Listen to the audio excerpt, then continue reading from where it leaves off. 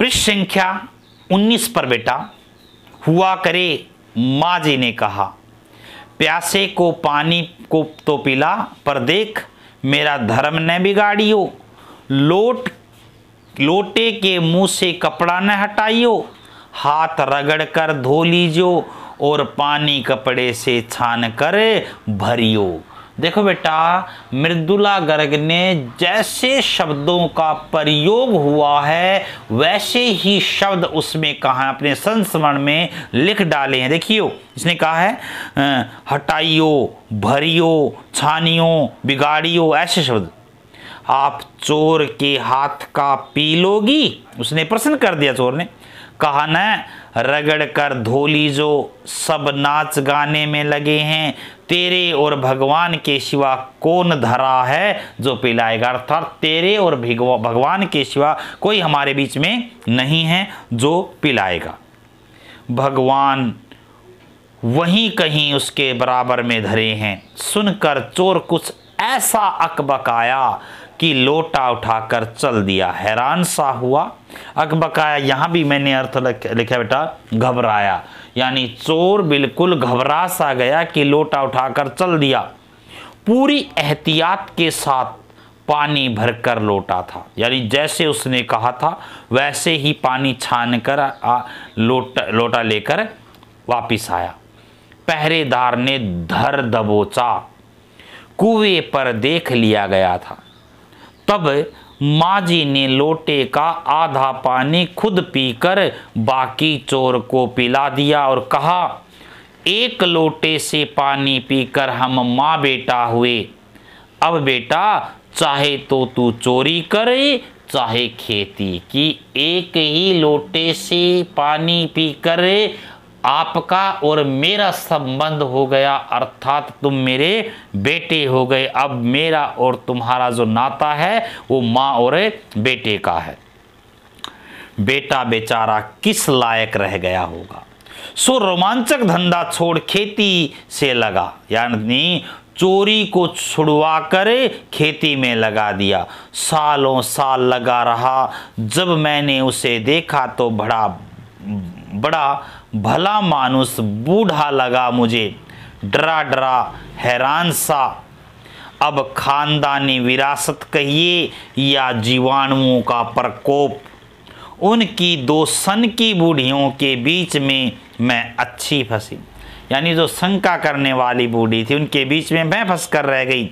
एक तरफ माँ जी के चलते अपने लड़की होने का कोई हीन भावना मन में नहीं उपजी, दूसरी तरफ नानी के चलते देश की आज़ादी को लेकर नाहक रोमानी ही रही, अर्थात नाहक क्या व्यर्थ में ही मैं रोमानी सी रह गई, अर्थात उदासी से भरकर रह गई। हाँ, अब है बेटा पृष्ठ संख्या 20 पर 20 पर। 15 अगस्त 1947 को जब देश को आज़ादी मिली, या कहना चाहिए जब आज़ादी पाने का जश्न मनाया गया, तो दुर्योग में, बुरे योग में से मैं बीमार थी। उन दिनों टाइफाइड खासा जानलेवा रोग माना जाता था। टाइफाइड को मियादी बुखार बोलते हैं, जिसकी अवधि 21 दिन तक की होती है बेटा, यानी उस समय यह जानलेवा रोग माना जाता था।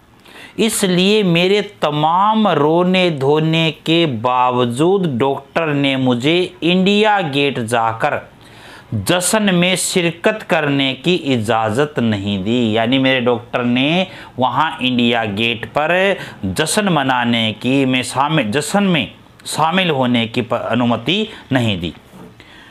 क्योंकि डॉक्टर अपने नाना के परम मित्र, उनसे ज़्यादा नाना थे समझदार, इसलिए हमारे पिताजी जो बात बात पर सत्ताधारियों से लड़ते भिड़ते फिरते थे, अर्थात जिसका शासन चल रहा था नेताओं से लड़ते भिड़ते थे, चुप्पी साध गई। मैं बदस्तूर रोती कलपती रही, यानी नियम के अनुसार मैं रोती रही कलपती रही।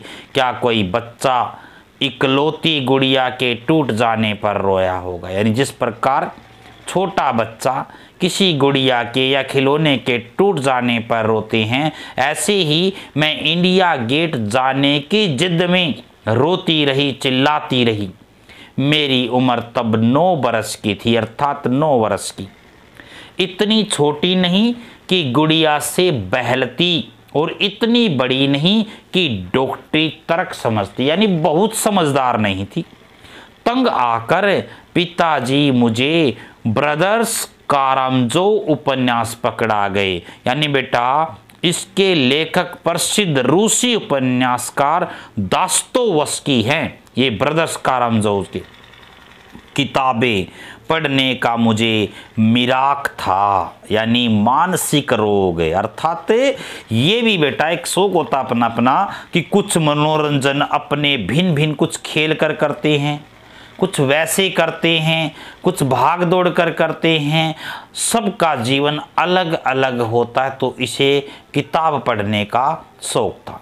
जब कुछ देर बाद मैंने देखा कि पिताजी को छोड़कर घर के बाकी सभी प्राणी पलायन कर चुके थे और पिताजी दूसरे कमरे में बैठे अपनी किताब पढ़ रहे थे, तो रोना धोना छोड़कर मैंने भी किताब खोल ली। एक बार शुरू कर लेने पर उसने मुझे इतनी मोहलत यानी फुर्सत नहीं दी कि दोबारा रोना शुरू करूं या कोई काम पकड़ूं।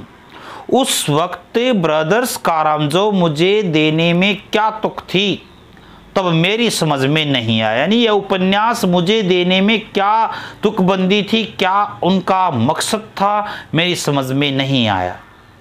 किताब कितनी समझ में आई वह अब तक नहीं जानती, क्योंकि उसके बाद इतनी बार पढ़ी कि सारे पाठ आपस में गडमड हो गए, इधर उधर बिखर गए।